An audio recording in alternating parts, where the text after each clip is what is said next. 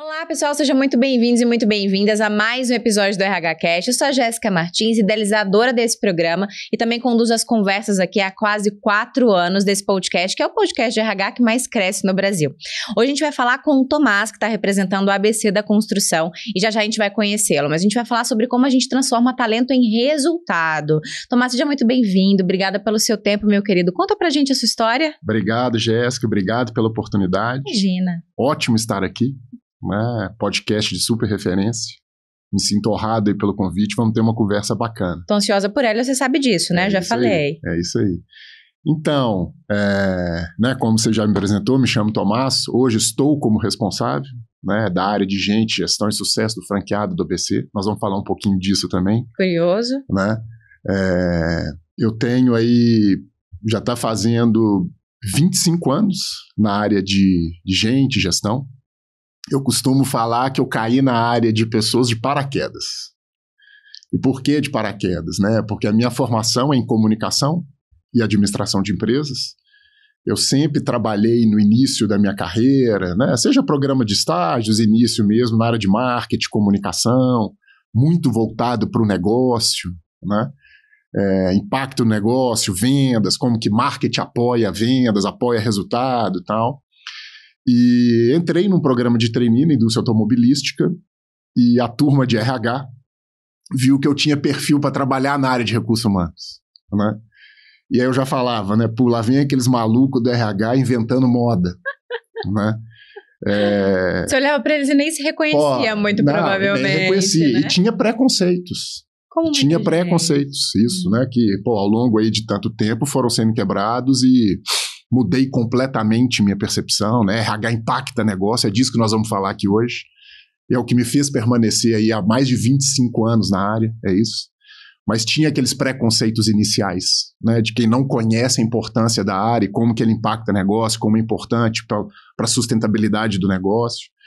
E já estou aí há 25 anos na área de recursos humanos, para quem achou que nunca ia mexer com RH, e mostra que RH é ciência também, principalmente a parte ali de recrutamento, alguém viu ali um potencial que tinha perfil para trabalhar na área, e cá estou, então eu sou um exemplo aí, vamos dizer assim, de que, acreditem, quanto às áreas de recrutamento falar tá apto com restrição ou inapto, Levem a sério. Levem a sério, Eu fui um dos que apareceu apto para a área de recursos humanos, então fiz uma trajetória na indústria automobilística, fiquei mais ou menos 9 anos, tive a oportunidade depois para a indústria petroquímica, participar aí de um M&A, uma aquisição que foi feita aí, formou a maior indústria petroquímica do Brasil. Sua carreira foi toda aqui em Belo Horizonte? Não, começou em Belo Horizonte, depois eu fui para São Paulo, comecei na antiga Fiat Automóveis, hoje é Stellantis, tenho muito orgulho, uma grande escola.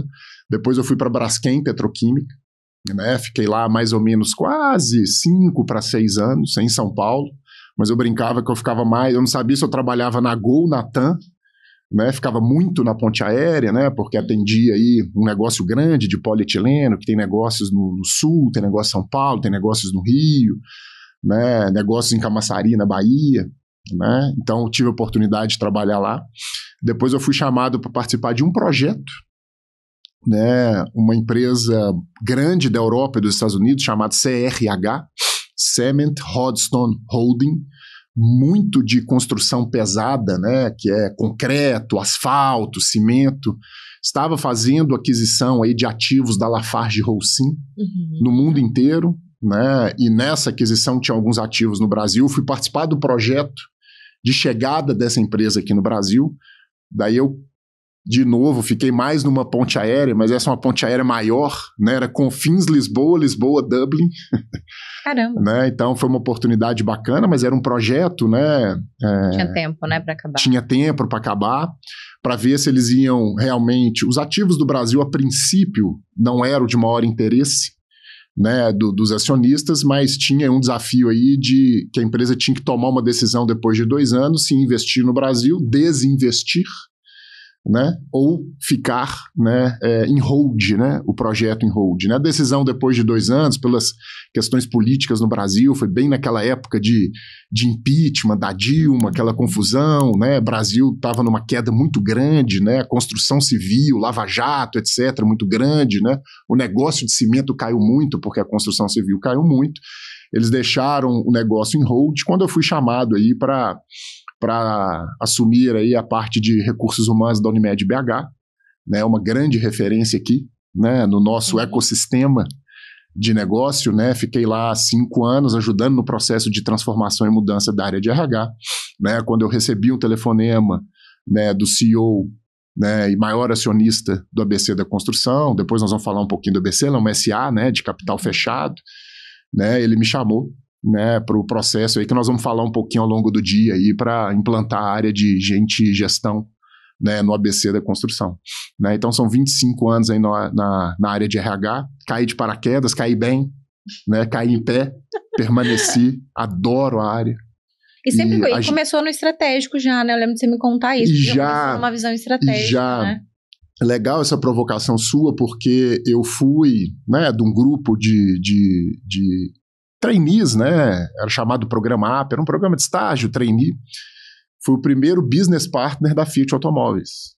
Né, a Fiat ainda não tinha ali no início dos anos 2000 a implantação do BP, né, eram áreas de RH, né, o conceito do Ulrich lá, né, que ele implantou, né, no fim dos anos 90, a Fiat trouxe esse conceito aqui para o Brasil aí no início dos anos 2000, então eu tive a oportunidade de ser aí um dos primeiros BPs aí da Fiat Automóveis e trabalhando na área comercial. Foi aí que a turma de recursos humanos que entende, sabe o que está fazendo, então acreditem, né, viram a oportunidade, porque como eu tinha experiência em comunicação, tinha experiência em marketing, tinha experiência em vendas, né, e para me convencer, né, a recrutadora à época falou assim, pessoal, justamente o que a gente quer é alguém que não seja de RH nessa posição. Lá em 2000? Lá em 2000. Para conversar de igual para igual com o negócio. Né? E você vai para a área comercial, é onde está a maior parte da sua experiência experiência assim, estava começando, né? O que tinha de experiência era lá. Isso, né? Então vai, porque é isso que a gente quer. Alguém que não seja um clássico de RH, né? Na época, seja psicologia, pedagogia, né? Que tinha muito à época, queremos alguém de business mesmo. Você já foi convidado pro lado bom da história no começo, na sua primeira experiência. Já fui, né? E permaneci, e foi ótimo, assim, né? Porque o RH começou a fazer sentido mais para mim depois de uns 2 anos, e a Fiat naquela época, início dos anos 2000, ela virou líder do mercado automotivo no Brasil, depois de décadas, assim, de domínio da Volkswagen, GM, eles sempre ficavam, né, disputando liderança de mercado. E a Fiat, nessa época, assumiu a liderança do mercado automotivo no país, né. E 2 anos depois que eu estava como BP da área comercial, a gente estava no encontro, esses de convenção anual, né, do time comercial, e o diretor comercial à época, né, agradecendo as equipes pelo resultado, pela performance, pela liderança, né, e foi uma liderança não só de mercado, mas de resultado também, né. A Fiat era deficitária à época e deixou de ser, né, quando ela virou líder de mercado, né, virou referência aí e tal. E esse diretor comercial, agradecendo as equipes, no discurso dele, veja bem, ele só falava de gente. Né? Até me arrepio, assim, né? Porque é isso mesmo. No final ele falava, pô, nós ficamos líder de mercado porque a gente tá com lideranças novas, desenvolvemos um novo programa de competências, temos um novo modelo de remuneração que traz mais accountability. Uma liderança trazendo essa consciência. É isso. Né? Então, assim, ele não falava nada assim tecnicamente comercial, porque o nosso preço... Claro, ele falou também de marketing, publicidade mas e tal. Mas não foi o centro. Não, cara, mas muito da fala dele tá isso. Ó, nós temos... Né, antes eram representantes de setores, viraram consultores de vendas, né, junto com o time de RH nós desenvolvemos um novo modelo de competência e nesses 2 anos nós conseguimos, era assim, ele falou assim, caramba, Isso aqui impacta. Ele se tocou na hora? Acho que não, pessoas, não, mas né? eu falei com ele. Né? Saudoso, gosto muito dele, né? Tá aí, hoje ele é conselheiro de empresas, o Lélio Ramos, assim, então a gente teve a oportunidade de falar, o Lélio, pô, Lélio, você viu o que você falou? Falei, é isso mesmo, Tomás. Né? Claro, não é o Tomás. Né? Claro, tem muita coisa, eu era um BP, né? Tava dentro de uma área e tal, né? Mas isso me tocou, eu falei assim, opa, é aqui que eu vou ficar. A gente impacta negócio também, né? E esses são uns preconceitos, né, que a gente tem que ir quebrando as organizações até hoje. Até hoje. E olha que interessante, a gente está aqui há alguns minutos falando, né? Eu não sei se você se tocou disso, mas basicamente você falou 90% sobre negócio e quase não falou nada sobre pessoas ainda, né? Então você trouxe aqui, quando você foi contar da sua trajetória, você falou dos contextos de negócio que você viveu. Então, contextos de M&A, contextos de projeto, contextos que são impactados por questões socioeconômicas e políticas, contexto de liderança de mercado, qual que é o contexto da Fiat. Então, você trouxe questões de negócio muito antes de dizer, toquei projetos de design organizacional, projetos de não sei o que, de pessoas, né? Então, eu acho que é exatamente esse o tom da nossa conversa. É sobre isso que a gente quer falar, sobre o real conhecimento de business que o RH precisa ter e realmente ainda não tem. Quando você olha, faz um 360, você ainda enxerga poucas pessoas como você, né? Assim, eu não gosto muito de falar como você, né? Porque é meio pretencioso. Com a sua visão, seja pretencioso, vai. Mas assim, com a sua visão de negócio. Isso é fato. A gente vê RH muito desconectado do negócio. Né, e com dificuldade de diálogo com o CEO das empresas. Né? E assim, gente, a responsabilidade disso é nossa. Não é de outra pessoa ou de outra área. Ficar culpando o CEO, ficar culpando o diretor financeiro, ficar culpando o diretor de operação, porque ele é isso, porque ele é aquilo, cara, não. Locus de controle interno. Né? Eu sempre levei isso para mim. Cara, se alguma coisa não está dando certo, o que eu preciso fazer para mudar? Né? Porque é a única coisa que você controla, afinal de contas, né? O resto você pode até estimular, condicionar, impactar de alguma forma, mas controle só tem sobre você. É isso aí. Então, assim, locus de controle interno. Né? Quando a gente está nas organizações e a gente fala que o RH não é valorizado, porque a empresa não valoriza, cara, o que você, na área de RH está fazendo para ser valorizado? Essa conversa de RH estratégico, nossa senhora, ela é assim, parece que ela vai ser interminável. Né? E não tem outro culpado que não as próprias áreas de RH, né? por essa celeuma de não ser estratégico. Porque quando a gente fala que não é estratégia, é porque não impacta negócio. Cara. Né? Os líderes de negócio, o CEO que está tocando, o conselho não vê, né, impacto das ações de RH na última linha do balanço, no bottom line. Né? Ele vai no DRE e vê RH como despesa. Né? Enquanto a gente estiver sendo visto como despesa, né, a gente vai ser visto como desprezável. É isso. Né? Então, assim, de novo, não culpem outrem. Olhem para dentro o que a gente tem que fazer de diferente, que eu imagino que nós vamos conversar aqui hoje. Exato, vamos trazer isso para a realidade, para a prática, para as pessoas entenderem como você faz isso. Né? Mas antes eu quero começar com uma pergunta que eu acho que ela é muito curiosa. A gente está falando de ABC, a gente está falando de 60 anos, né, aproximadamente, de história, e de um RH que entrou há mais ou menos 6 anos, né, há mais ou menos 6 anos. E a gente está falando de uma empresa, e eu gostaria que você desse esse contexto, que é uma empresa de sucesso. Sim, né? Era uma empresa de sucesso antes da sua entrada como RH. E aí, olhando ali com o chapéu de pessoas empresárias, né, que questionam, para que eu preciso de um RH se eu tenho o resultado que eu tenho? Que é o caso do ABC. Mas chegou no momento que o CEO te ligou, né, para pedir ajuda, né? Então, o que mudou? O que mudou na cabeça dessa pessoa? O que mudou no negócio para uma empresa de sucesso ligar para o RH e dizer que precisa dele? Legal. Então, assim, eu recebi o telefonema, né, como é que são as coisas, né? Ele falou comigo, Tomás, eu não sei o que você fez de errado, não. Né? Mas recebi, e vou agradecer aqui, né, publicamente, né? Recebi o seu nome através da Glízia, que hoje é VP de RH da Dexco, né? Tá lá em São Paulo. Recebi indicação do seu nome através do Daniel Linhares, que é o VP de RH da Localiza. E o João, que é o fundador da Toro Investimentos, é um baita do empreendedor, junto com outros, né? Montaram a Toro, empresa daqui de Belo Horizonte, hoje adquirida pelo Santander, me indicou seu nome. né? Não sei o que você fez de errado, não, mas os 3 me indicaram seu nome, vem para cá, né? E me ajuda a construir essa área, né? E é verdade, assim, o ABC hoje é uma empresa, está fazendo agora, em junho e julho, vai fazer 68 anos. Mais de 60, então. Isso aí é uma empresa, quase 70, né? É uma empresa de origem Juiz de Fora, né? E de fato é uma empresa de sucesso. Ela já era uma empresa de sucesso no modelo de negócio, vamos dizer, antigo, né? Já tinha aí dezenas de lojas próprias, muito ali na região da Zona da Mata, né? E quando aí, né, que é o caminho do empreendedorismo no país, né? Quando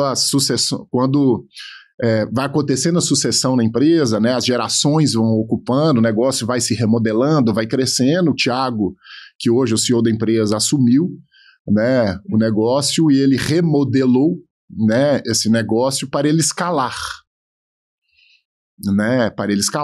né, e montou o conceito de acreditar no empreendedor local, né? O que é acreditar no empreendedor local? Né?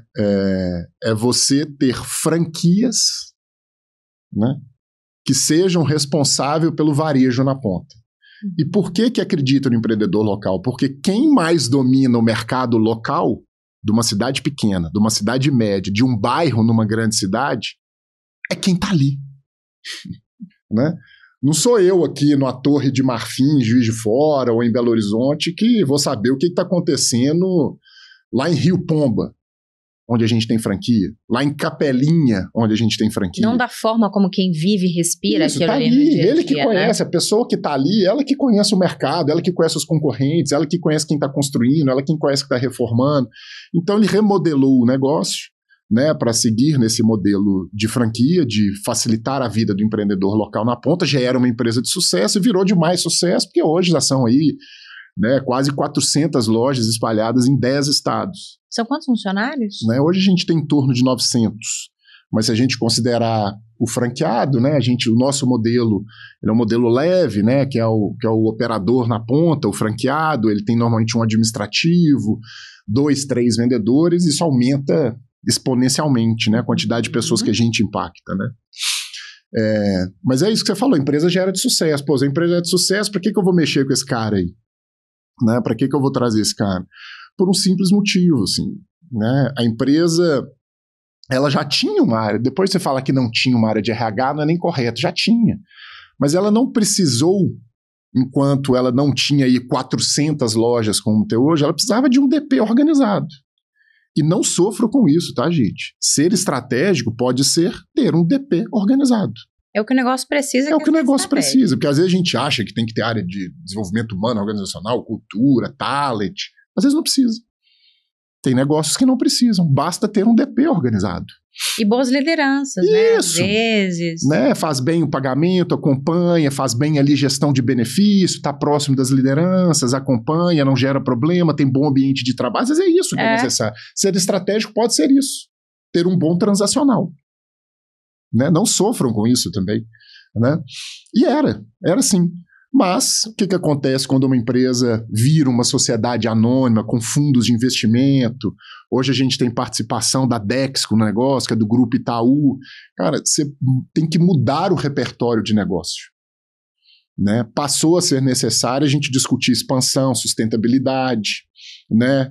Passou a ser necessário a gente ter mais controles, controladoria, passou a ser necessário, a gente passou a ser muito mais auditado, porque tem fundos de investimento, tem investidores da empresa, a gente passou a ser auditado, né? A gente passou a ter conselho, né? Tem reunião de conselho mensal para falar de resultado, o conselho está preocupado com a perenidade do negócio, a gente começa a falar de sucessão, né? Começa a surgir aí vários projetos na empresa de expansão, de crescimento, de automatização, de digitalização. Quem que vai liderar esse processo aqui desse novo produto? Opa, vai o fulano de tal, mas quem vai para o lugar dele? Não tem. Então começa a ter necessidade de talent acquisition, você vê os buracos na organização, na cadeia de sucessão, né? Então você começa a ter, cara, assim, ó, a gente não tem sucessor no curto prazo para essa posição aqui, essa é uma posição crítica. Precisamos de ter um talent acquisition aqui, mapear mercado, ter aí 3, 4, 5 pessoas do mercado, que eu não posso demorar 100 dias para recrutar um gerente para essa posição. Se eu ficar vago aqui 100 dias, eu perco né, sei lá, na logística, eu tô num caminhão parado, nossa, é centenas de milhões de reais se tem um caminhão parado, porque não tem um líder de transporte para coordenar. Então, assim, muda, né, o repertório de negócio, a discussão de negócio. Sai de ordinário para extraordinário, sustentável para escalável. Isso, para escalável, assim. É nesse sentido, precisa de escalar o negócio. Quando o negócio precisou de escalar, vamos, né, assim, não me entendam mal, né, ficaram mais nobres né, a atuação de RH, ele viu, falou assim, cara, eu como empreendedor estou precisando disso aqui. Eu como CEO estou precisando disso aqui. Né, eu pego uma pessoa hoje, coloco para tocar essa área de expansão, aí o que eu fui ver? Né, a expansão, que antes buscava 10, 20 franqueados por mês, passou para buscar 5, 6. Foi só eu tirar a pessoa daqui, dar para ele um novo projeto estratégico, né, e não tinha um sucessor para ele. Então ele começou a perceber isso, riscos ao negócio. Doeu antes, aparentemente doeu antes claro. de levantar isso como preventivo. Claro, né? Claro. Então assim, dói. E aonde que dói, gente? É no DRE. Né? Entendam isso, assim, a dor do negócio está ali no DRE. Né? Então assim, quando ele viu que poderia trazer riscos para o negócio, para a geração de caixa, para o resultado operacional, para o bottom line, etc. E viu que o que estava provocando isso era falta de sucessão, falta de talento, recrutamento, remuneração desalinhada, né? Gente que está ganhando muito, que ele olha para o resultado e não gera esse valor. Gente que está ganhando pouco gera um baita do valor. E você está perdendo. Isso, estou perdendo. Né? Percebe, muda. Né? Então, aí sim você precisa de ter outro tipo de atuação, que não uma atuação bem estruturada de DP, como a gente sempre teve. Uhum. Né? Então, assim, olha para o business, olha para o negócio. O negócio, ele é soberano. O negócio é soberano. A atuação, o que vai definir o tipo de RH que você vai ser, é o que o negócio está mandando.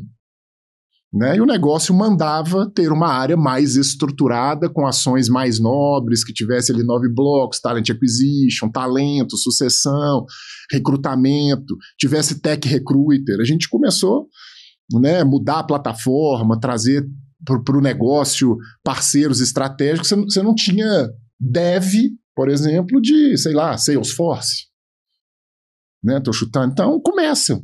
Essas coisas começam a aparecer e você começa a demandar e você precisa de uma área, né, nem melhor nem pior, mas diferente no seu tipo de atuação. Não bastava mais fazer bem pagamento de benefício, folha, ponto, aquelas coisas hard que são importantes, social, segurança do trabalho, ambiente. Isso já não era mais suficiente para o negócio escalar, como ele escalou hoje. Quando a época que eu cheguei, já são 3 anos aí, a gente estava girando em torno aí de 150, 200 lojas. Hoje já tem o dobro.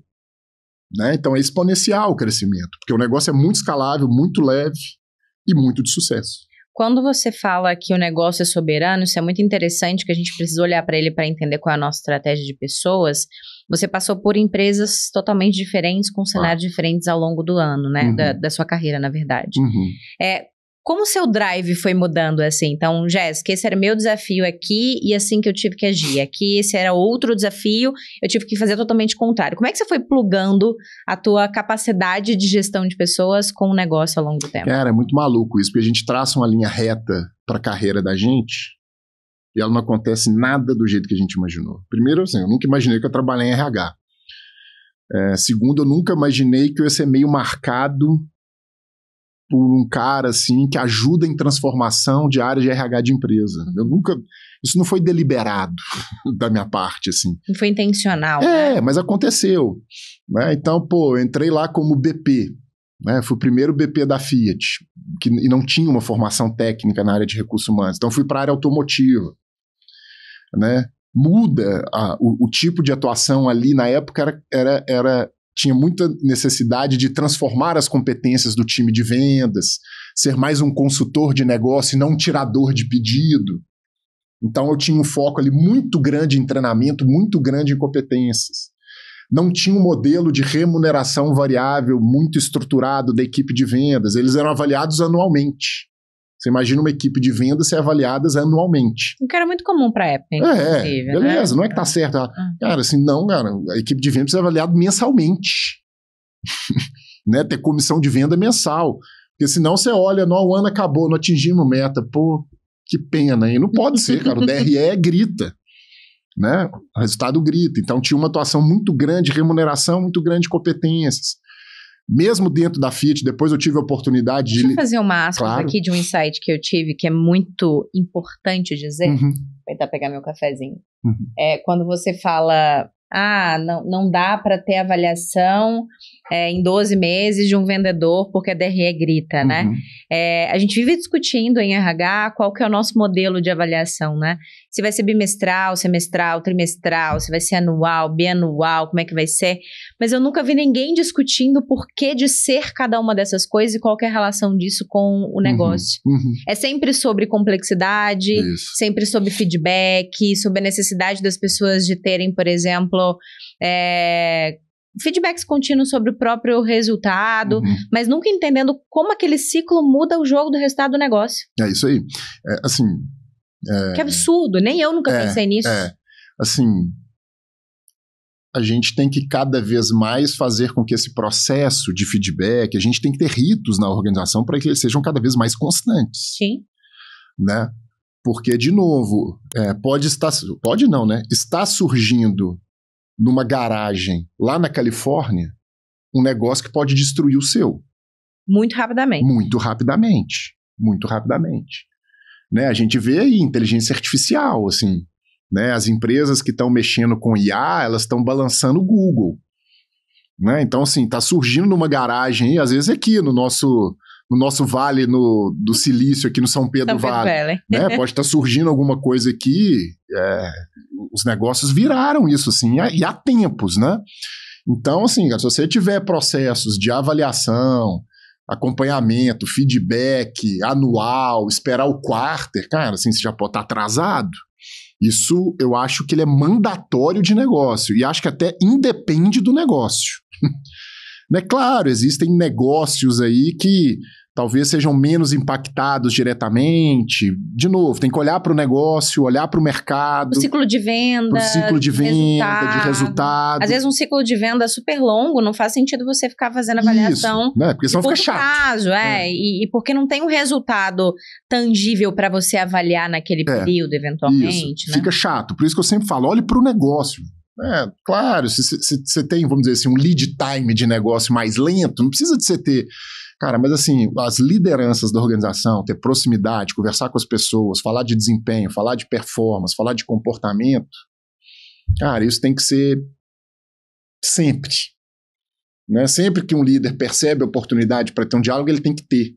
Né? Porque depois tem os processos que são proformes, de registro, ir lá, colocar, etc., que normalmente são anuais, trimestrais, semestrais, etc. Não pode ser surpresa. Né, pro liderado quando está conversando, fala assim, lá nós estamos agora chegando em maio, né? Nossa, lá em novembro do ano passado, você teve uma reunião que poderia ser diferente, a sua forma, como você levou o dado. Assim, caramba, novembro, né? Eu repeti o comportamento em dezembro, repeti o comportamento em janeiro, repeti um comportamento em fevereiro. E aquilo certamente foi gerando desgaste. E você não me falou nada? Né? Eu não tive nem oportunidade de mudar.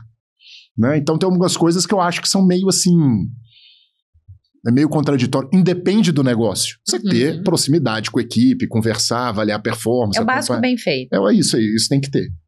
Né? Mas, né, seguindo, então assim, inicialmente tinha uma atuação muito grande em competência e remuneração. Depois muda, eu fui para outra, de novo, né, gente? Você não precisa de mudar de empresa para se desenvolver e crescer. Depois tem muito isso também, né? Não, cara, você pode mudar de empresa estando na mesma empresa. Né? Eu tive essa oportunidade na Fiat, assim, de participar de outros projetos. Fui participar do projeto de implantar o Centro de Desenvolvimento de Engenharia aqui no Brasil. Sempre foi na Europa e tal. Né? Os veículos aqui eram tropicalizados, vamos dizer assim, mas teve um centro de engenharia aqui no Brasil. Né? E foi uma atuação muito grande em recrutamento. Isso me exigiu muito recrutamento. A Fiat tinha lá, sei lá, né, 100, 150 engenheiros, passou a ter 800, nem sei quanto tem hoje, deve ter muito mais. Desculpa. Então, tinha uma atuação muito grande em recrutamento, mas também em competência, porque a gente não tinha engenharia automotiva desenvolvida no Brasil, tinha que treinar aqueles jovens engenheiros que saíam da faculdade de engenharia mecânica e mal sabiam o que era um veículo, né? Então, muito grande um tipo de atuação, né? Aí vai para a Braskem, né? Aquisição de uma empresa, formação da maior petroquímica do país, um grande player global.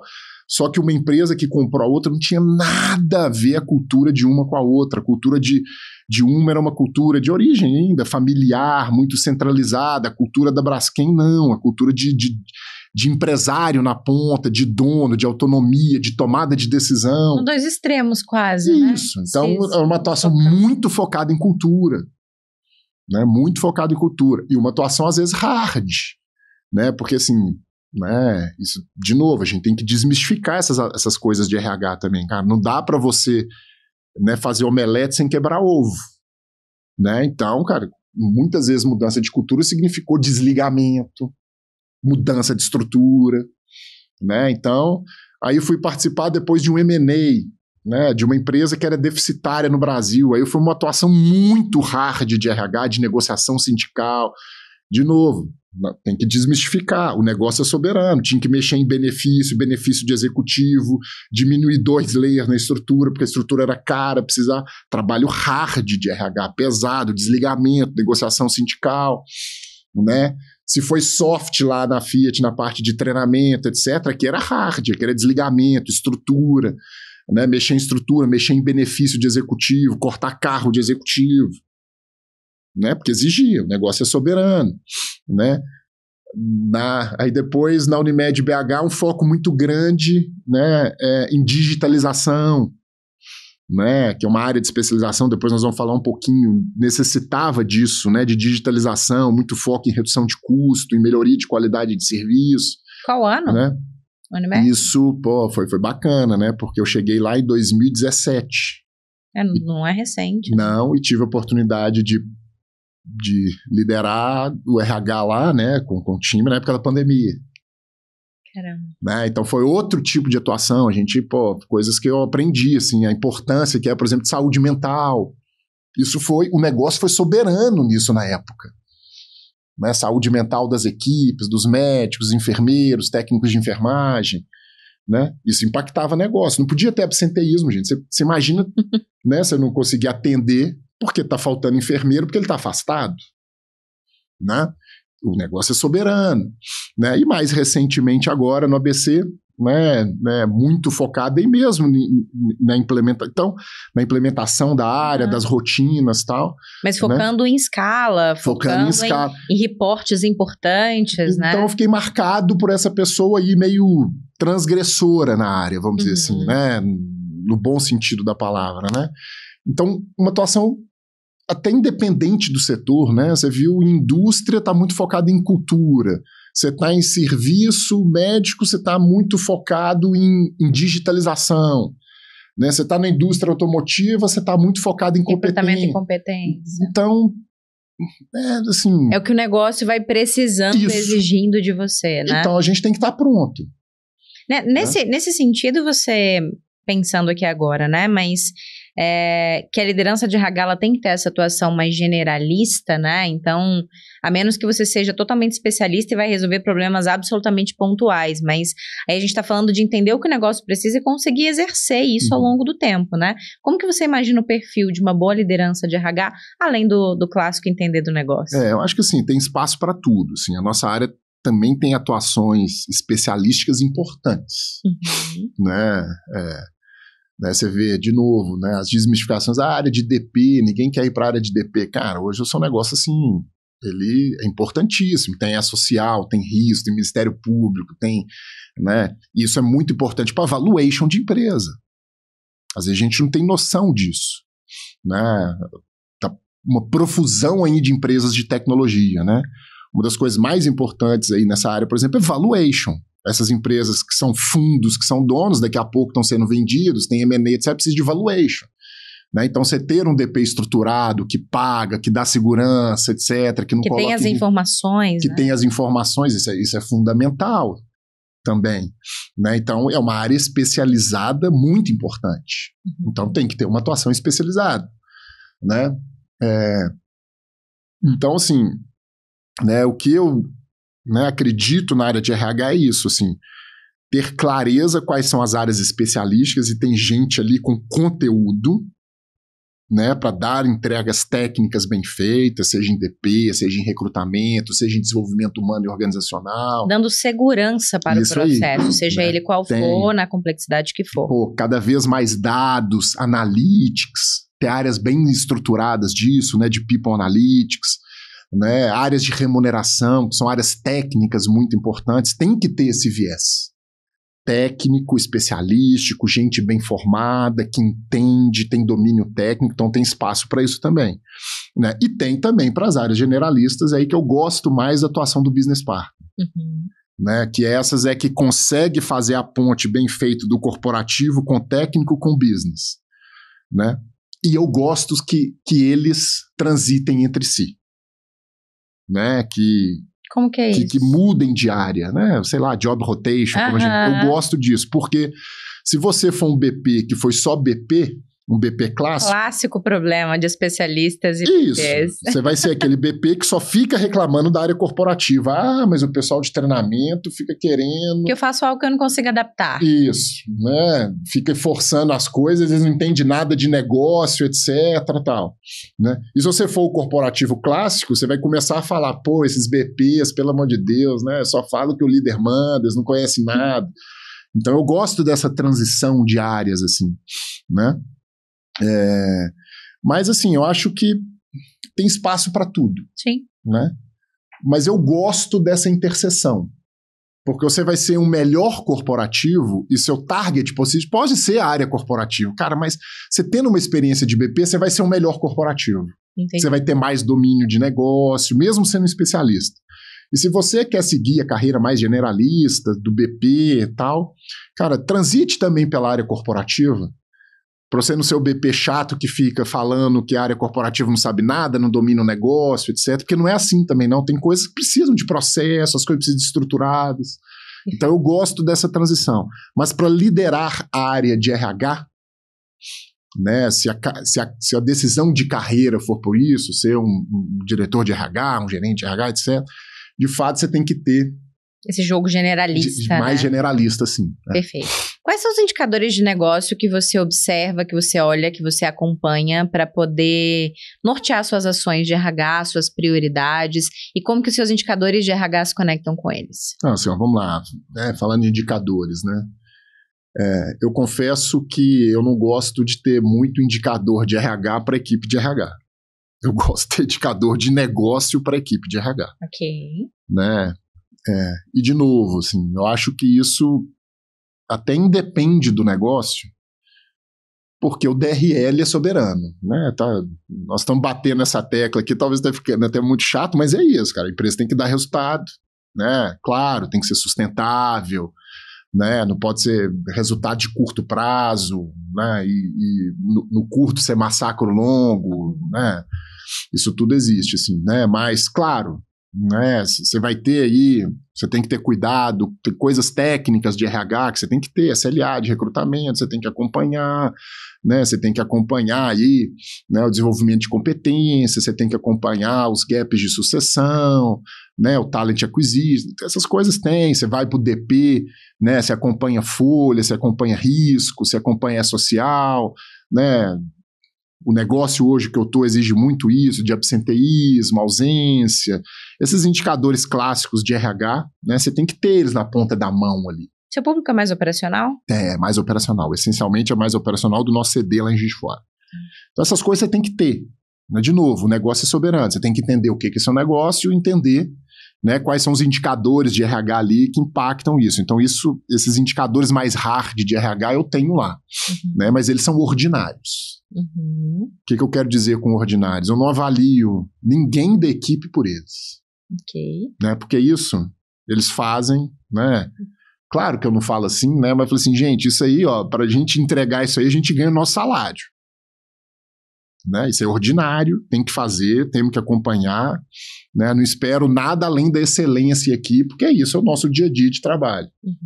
Agora, pra gente se diferenciar mesmo, né? A gente precisa, hoje a gente tem um foco muito grande em expansão, né? eu preciso que as lojas nossas faturem mais esse ano do que faturaram ano passado.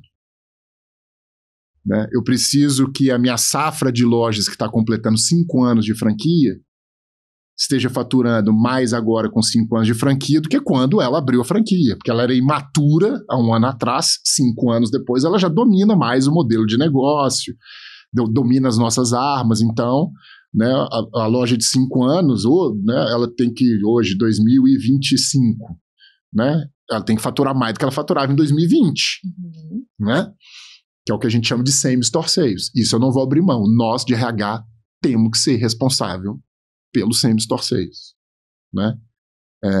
Eu não acredito em executivo que não tem um P&L para cuidar. Não acredito em executivo que não tem um P&L para cuidar. Então, o cara de RH tem que ter um P&L para cuidar. Como é que você faz isso na prática? Como é que isso funciona na prática? Essa estrutura dessas pessoas de RH para poder cuidar desse processo comum? Então, a gente monitora o same store sales, tem que monitorar o same store sales direto. Né? E como é que a gente vai monitorar o same store sales? Ali é um indicador de venda especificamente, cara.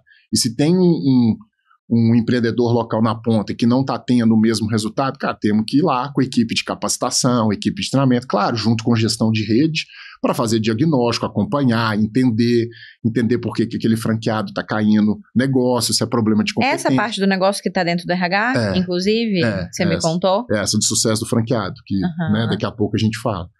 Né? Tem até um tchan a mais, porque isso está muito ligado com cultura, que depois eu explico também. Né? A gente não abre mão que a área de cultura, o guardião esteja ali dentro da área de RH, né? E essencialmente cultura é praticar o nosso modelo de negócio.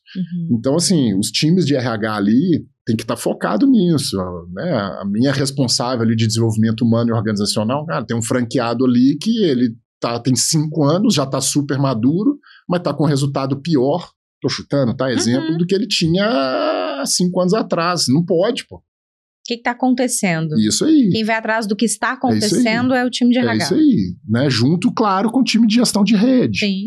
Né? Porque a gente pode identificar ali que o problema seja um problema de precificação de produto. Cara, aí não é atuação da DH, mas a gente pode identificar ali um problema, né, que é um empresário que está se desgastando, que pode estar tendo problema com sócio, o sócio e a esposa está separando, e aí isso está impactando o negócio. Olha para você ver.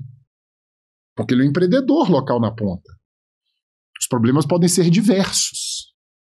Desde precificação, ou logística, ou de um concorrente novo que chegou, ou de marketing. O mercado local, né? Mas pode ser disso também. Né? De uma questão de soft skill, né, que ele não evoluiu, de briga de societário, de contratação, equipe. Hoje a gente sofre muito com isso, né? Tá muito difícil contratar equipe.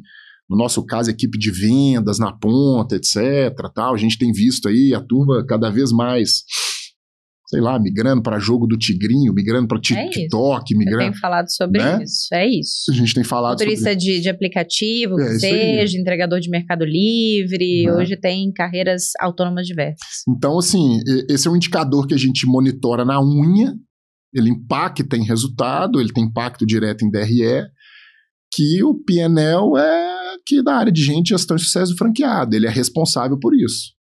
Vai ser responsável por índice de felicidade, diversidade. Claro, cara, essas coisas são todas importantes, né? Não negligencio isso, mas eu preciso de mostrar aonde que isso está impactando na linha do DRE. Porque se eu não mostrar que essas ações que eu estou fazendo estão impactando na linha do DRE, essencialmente de receita, vira só despesa. E você consegue fazer esse de para? Consigo. Como é que você faz isso ele é simples, prática? É quase matemático, né? Fala assim, tem um projeto ali de RH, ele entra como linha de despesa, ele custa tanto. Beleza, qual que foi o resultado no trimestre depois que a gente implantou essa ação de RH aí? O resultado do franqueado, por exemplo. Qual que foi o resultado? Não, piorou. Falei assim, gente, claro, não é tão assim simplista, corta. É isso aí, meus caros amigos de RH. Vocês botaram mais 30, 40, 50, 100 mil reais na linha de despesa e a linha de receita não cresceu nada. A relação é direta? Cara, pode não ser, mas o DRE é direto. Ele é direto. né? Isso a gente tem que estar conectado, porque se a gente não lançar ali uma linha de despesa, né, e não tiver uma contrapartida de receita, a gente está sendo irresponsável. E não é necessariamente só sobre não ter, não ser uma ação boa ou ser uma ação ruim. É o fato de não ter contribuído. Isso aí. Pode até ser uma ação excelente, pode ter gerado mais relacionamento, clima, pode ter gerado, enfim, satisfação com o trabalho, pode gerar diversas outras coisas. Mas se não mudou o resultado, não foi predominantemente um sucesso. É isso aí, mas aí assim, pode estar sendo, Tomás, você está sendo imediatista, as coisas não são assim, são de longo prazo, afinal é gente, né? E as coisas de gente são de longo prazo, eu entendo tudo isso, né? Mas todo mês a gente tem que estar lá com o acionista e zelando pelo recurso dele, que é o recurso mais caro que tem. O recurso mais caro que tem, você concorda que o dinheiro mais caro que tem é o seu? Né? Porque ele é fruto de suor, ele é fruto de trabalho, é fruto de hora não dormida, ele é o mais caro que tem. Cara, se a gente não tá zelando e eu não consigo mostrar para ele, né, já, de novo, depois a gente não pode se assustar quando o conselho é duro e fala, né, isso é bullshitagem de RH. Como é que é a sua conversa com o CEO? O que é que você mostra para ele? Como é que você mostra o que está acontecendo? E de novo, as discussões com o CEO, e são discussões de rito, né? A gente tem lá os ritos semanais, os ritos quinzenais, os ritos mensais, olhando para resultado. Né? Então, quando a gente está levando uma ação, antes que a gente leve, inclusive, né, uma ação que impacte ali o franqueado na ponta, de um programa de mentoria, um programa de desenvolvimento, um novo programa de formação, montagem de comitês, assim, ações que a gente faz técnicas, né? Eu preciso de mostrar para ele aonde eu quero impactar, principalmente no same-store sales. Por isso que, assim, esse é um desafio também. A gente, né, eu não gosto muito de trabalhar com média. Média? Né? Eu falei assim, o same-store sales médio da empresa cresceu X%. Cara, assim, de novo, você tá com o pé no gelo, né, a menos 50 graus e a cabeça no fogo a 200 graus, sua temperatura média tá a 38 graus, tá a 37 graus, que é a temperatura média do corpo, mas você tá morto. Né? Então a gente gosta de trabalhar com benchmark.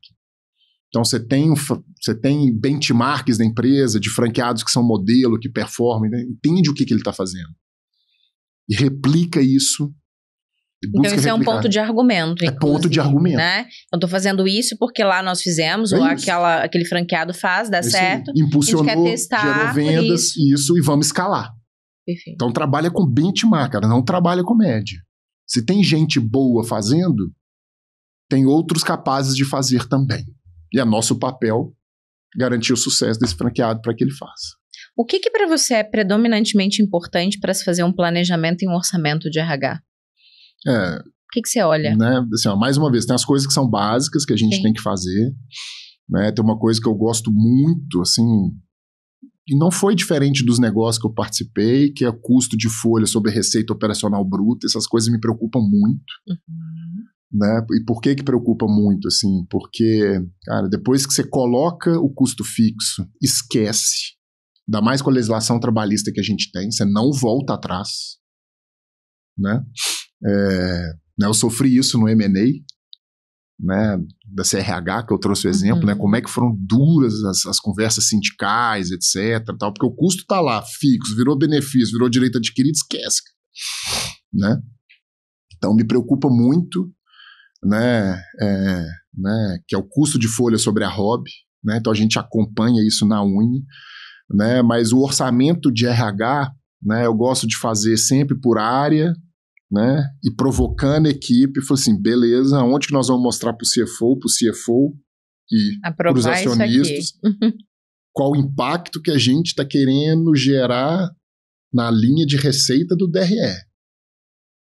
Né? Qual o impacto que a gente tem?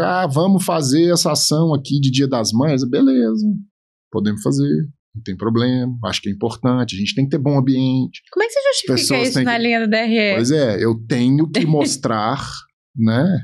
Esse é um exemplo, né? Eu preciso de mostrar que esse custo que a gente tem, né, vai gerar menos absenteísmo, por exemplo. Ou seja, horas perdidas, pagas e não trabalhadas. Né? Quanto que está o indicador hoje? Tomás, as horas pagas não trabalhadas foi 100 mil reais. Nós vamos baixar para quanto? Com essas ações aqui de Dia das Mães, Dia dos Pais, de ambiente, de aniversário do mês, de não sei o quê. Quanto isso? Beleza. O que a gente quer com isso? Tomás, mais engajamento. O que é mais engajamento? É menos absenteísmo menor? É mais produtividade? Isso, pode ser uma. É produtividade? Beleza. Como é que está hoje, né? A gente está fazendo isso para o nosso time lá na operação, né? Como é que está o custo logístico? Né? A produtividade da logística eu vou monitorar pelo custo logístico. Essas ações que a gente está fazendo para operação, etc., é aqui que a gente vai convencer o diretor operacional que essas ações de clima que a gente está falando vai ajudar ele a diminuir o custo logístico. Então vamos lá nele. O que você está colocando de redução de custo logístico? Estou reduzindo aqui 5%. Beleza, vou colocar o meu time que está fazendo essas ações de clima e ambiente, etc., essa redução de custo logístico eu vou colocar para a meta dele. Então é isso. Né? Tem que mostrar essas contrapartidas. Então é pegar o resultado esperado, né? Olhando para a receita. É isso aí. Olhar quais são custo, depende. Olhar quais são os gargalos e trazer propostas que vão mexer ali no final das contas. A curva de compras. Né? É uma conta cara, né? É uma conta cara, compras que a gente faz. É o custo que a gente compra da indústria, né? Vamos dizer assim, eu estou comprando ali. Do produto. Do produto. Ok. Né? Então eu estou comprando, tem uma despesa enorme de compra de material que a gente tem que vender. Né? Beleza, vamos fazer essas ações de clima aqui para o time de compras, etc. Bacana, tudo. Qual que é o custo disso aqui? Beleza. Eu vou lá no diretor de suprimentos e falo, cara, assim, nós estamos querendo fazer essas ações aqui, são de ambiente importante, de engajamento, né? O que é o business para você agora? Não, Tomás, a gente precisa de ter uma redução aqui, melhorar a margem 3 pontos percentuais nas negociações que nós vamos fazer com os fornecedores. Isso aí vai significar X bilhões para a empresa, esses 3 pontos. Assim, meus amigos, sabe essas ações que nós estamos fazendo? Se não reduzir ali os 3 pontos, se não aumentar os 3 pontos de margem, não adiantou de nada. Não adiantou de nada. Foi bullshitagem de RH. Você já mensurou alguma vez o quanto você já trouxe de resultado para a empresa, para a ABC, por exemplo, ao longo desses anos? Na ABC... Ou já fez isso alguma vez na vida? Já, sempre fiz. Né? No ABC a gente faz também, né? Até para a gente ser uma SA de capital fechado, a gente não divulga os números, né? Assim, né? A gente deixa muito na relação com o acionista, né? Mas já monitorei, né? Deixa eu dar um exemplo de CRH, né? Que é assim, a gente pegou uma empresa ali, né? À época... os números podem não estar corretos, né? Que tinha assim, EBITDA negativo de dezenas de milhões, né? E no fim do projeto entregamos uma empresa com uma perda menor de EBITDA. Entendi. Portanto, gerou valor. Né? Com um saco de cimento que quando a gente chegou custava, sei lá, R$15,90, ele chegou a custar R$9,90. Na maior crise aí da época. Hoje saco de cimento nem sei quanto tá, deve estar 35, 40, você imagina, chegou a custar 10. Né? Então teve geração de valor. Foi diretamente de RH? Lógico que não, né? Uma série de fatores. Como não é diretamente nada, né? Mas tem o nosso dedinho ali de contribuição. Então essas coisas a gente tem que monitorar. A gente tem que monitorar a geração de valor para o negócio. Muito bom, muito bom. A gente está partindo para o final, né? Já tem um tempo que a gente está conversando aqui, muito bom te ouvir. Queria te fazer diversas outras perguntas, inclusive vou te convidar para outros canais para continuar aprendendo e multiplicando o teu conhecimento, mas queria que você deixasse, por gentileza, uma mensagem para quem está nos ouvindo, né? Nós temos muitas lideranças de RH aqui, e eu queria que você desse o seu conselho como se fossem os seus melhores amigos, e você quisesse o bem de quem está nos ouvindo. O que você falaria? Legal, sim. Primeiro, né, gente, foi o que a gente falou no começo, né? Locus de controle interno. Né? Não vamos ficar sofrendo que, esse RH aqui, eu não sou estratégico, ninguém me ouve, ninguém me aceita, esse CEO é isso, esse CEO é aquilo, esse diretor financeiro. Não, cara. Né? Olha para dentro.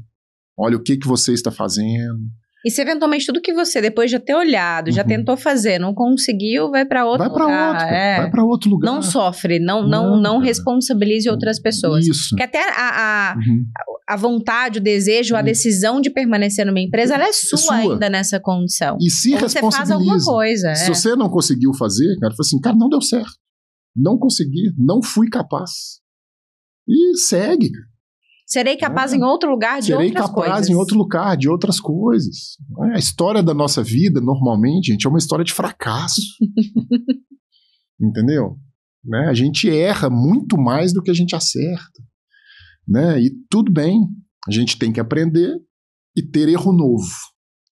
Né? Não repetir erro.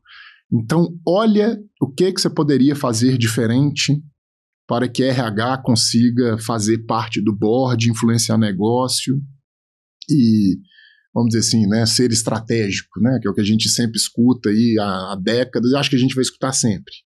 Né, depende da gente de RH. Né, entenda o negócio, entenda os indicadores de negócio, entenda o que é relevante para o negócio, né, e conecte os indicadores da área com isso que é relevante para o negócio.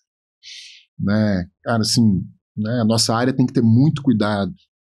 Né? Eu brinco, né, com os empresários que eu converso, os executivos que eu converso, né, e são duas áreas minhas, né, então assim, a gente filho da gente a gente pode falar mal, né? Os outros não podem. Os outros não podem. Então assim, eu brinco, né, eu posso falar mal de RH, posso falar mal de marketing, que são as minhas duas áreas, né? Eu falo com eles, muito cuidado com as áreas de RH e de marketing. Eles têm potencial de destruição do negócio. Mas... pela desconexão. Né? Então, mas eles também têm a capacidade exponencial de geração de resultado. Né? Então, é fio da navalha. Né? Porque são áreas que tem que tomar muito cuidado com o modismo, de fazer as coisas por fazer, de seguir a maré. Cuidado, cuidado. Conexe com o negócio. Vou falar de RH, não vou falar de marca. Conexe com o negócio, vê o que é importante para o negócio. Se posicione a partir disso. Não segue modismo, não, cara. Tem modismos que vão fazer sentido para o seu negócio. Né? Mas você não vai seguir porque é moda, mas é porque fez sentido. Porque né? fez sentido. A moda te inspirou e fez sentido. Porque impacta, cara. Aquela agenda ali é importante para o meu negócio. Né? A gente está vendo aí agora profusão de assuntos aí que eu estou super incomodado, mas é para outro tema. Eu não sou nem especialista desse assunto aí das empresas começarem a desfazer das áreas de diversidade, inclusão, etc. Tal. Cara, por quê? Eu sei que tem uma questão, uma arena política, tem questões aí que nem vale a pena entrar, mas assim, será que isso gerou resultado, estava conectado com o negócio, era importante? Pode ser que sim. Pode ser que deu resultado aí por X anos, agora mais e desfaz. Faltou quem implementou conectar com a linha certa. Né? De novo, modismos para o seu negócio pode fazer sentido, mas para o seu não. Se não faz, não faça. Se faz, faça. Né? Então, o meu conselho é esse. Cuidado, atenção, conecte com o negócio, veja o que é importante, faça o que tem que ser feito para impactar, né, bottom line, e acompanhe isso. Essa é a minha dica. Né? E não fique culpando os outros, não. E se prepare para isso. E se prepare para isso. Eu, hoje em dia, eu vou muito mais em fóruns de negócios do que fóruns de RH. Perfeito, muito bom. No LinkedIn você tá como Tomás Pena? É. Você tem 2 N's no Pena e 2 N's. 2 M's também? Dois não, N's. Tomás não. Não, Tomás normal. Sem H, nem sem nada. H. Pena com 2 N's no LinkedIn. P-O-M-A-S, Pena com 2 N's. Aí vocês me acham lá, me conectem. E, assim, você é bom de responder, de conversar? Sou excelente de responder. Assim, eu tenho essa disciplina. Pelo LinkedIn, não foi? Tamara que trouxe você de lá? Isso aí. Né? Eu sou ótimo para responder. Que bom. Eu tiro o finzinho das minhas noites para lá responder todo mundo. Beleza. Cara, isso não é a área. Não, procure a minha responsável lá de recrutamento, que ela pode te ajudar. Faço questão. Isso para mim é ser educado. Entendi. E contribuir também, isso aí, né, isso aí. Com o mercado. É isso aí. Muito bom, novamente, querido, muito obrigada. Obrigada a você que esteve conosco aqui até o final desse episódio, espero que você tenha aprendido. Vou te convidar não só para seguir o Tomás no LinkedIn, mas também para me seguir nas redes sociais, seja no LinkedIn, seja no Instagram, seja aqui no YouTube, para você se inscrever e receber todos os nossos vídeos aqui, toda vez que ele for postado. Te convido também para ser parte do HR Chief, então se você é liderança de RH e quer se desenvolver nos nossos 3 pilares fundamentais, que é conhecer mais de negócio, conhecer mais sobre estratégia de pessoas e saber se posicionar. A gente está deixando o link aqui na descrição para você conhecer mais essa oportunidade que é tanto online quanto presencial em São Paulo. No mais, beijo para você e até semana que vem.